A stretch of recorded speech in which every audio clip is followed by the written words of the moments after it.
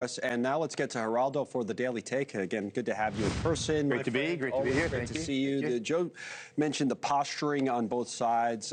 They asked Trump in one of these interviews, he's doing interviews on the phone with just about every reporter who calls him, when PBS called. Must have lost my number. Right, yeah, except for you and I. It said, what happens if the ceasefire expires? And Trump says then, quote, lots of bombs start going off. So where do you think we really are? Well, I think we're still at the Crazy Richie phase where, you know, I tell the story of a bully in school named Richie who made sure that no one messed with him because when they did, he went crazy. Yeah. He'd be punching him out. He'd punch out 6 guys. Was it a real guy? A real guy, really Crazy Richie. He probably knows I'm talking about him right now. But Trump is Crazy Richie, and he has the capacity to go off in a violent, crazy way, you know, and blow up on a whim, you know, bridges or power plants or You think whatever. he really does? That's what I brought up earlier. I think if people believe that he would really do that, then like the market, for example, would be way down today, and it's not. I think there's a little bit of a, I don't know if that's really going to happen type of thing. From your lips to God's ears, you know, I hear you. I noticed the resilience of the market, and I'm delighted by it as an investor. But I wonder what happens if J.D. Vance and this team go to Islamabad and Pakistan. God bless the Pakistanis. They've done a great job trying to mediate this. And the Iranians don't show up.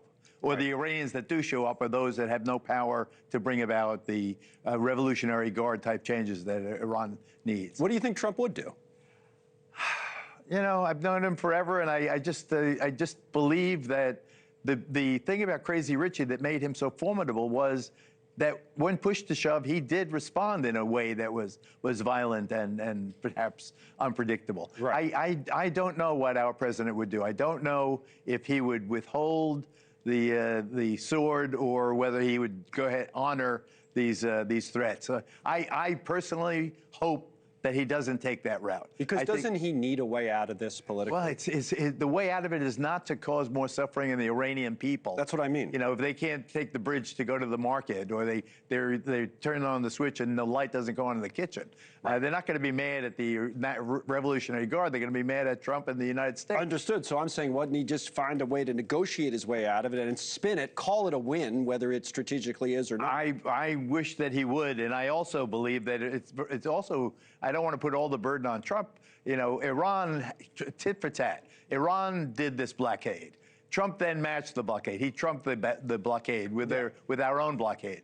But their blockade is just as onerous as our blockade. They have to stop blockading, so we will stop blockading, open up the damn Strait of Hormuz. It belongs to the world. It doesn't belong to Iran or to the United States, for that matter. No, you're right. We're talking about Trump, but everybody knows you can't trust Iran going in. I mean, it's a terrorist regime that you're talking about, so it's hard to predict. I think your point is right on that front. But also, a terrorist regime, I'm not putting myself in their shoes, because I think that they really have done a grave disservice with their violence and as the principal sponsor of terror. I believe that. But we do have to never lose sight of the fact that we did wipe out 3 generations of leaders. It's not like the United States all of a sudden got dragged into Iran. It was we and the Israelis went and responded to what we perceived to be a threat with devastating, awesome, deadly force that wiped out this generation of leaders. So I think that Iran's going to be pissed off at the United States for a very, very long time, as we hold them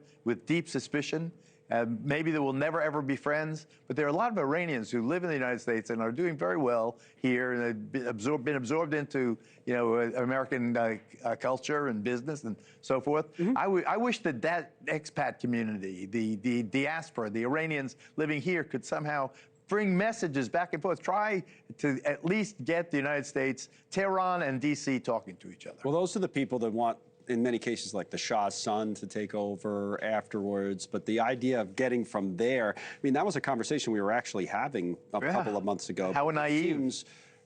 Is that how you see? That's what I was going to say. I do. Yeah. I never thought that you can't be divorced from the people for so long at such a privileged level as he lived in luxury on the West Coast. You can't, you know, compare his life with the average Iranian. He doesn't know how the people of Iran are suffering right now. So I don't think that was going to work. But I think this could work in Islamabad. These talks. J.D. Vance is someone who's known as a peacemaker, or at least he didn't want to be a warmonger. Right. He was the guy that represented the MAGA people who said, no more foreign wars, let's stay out of it.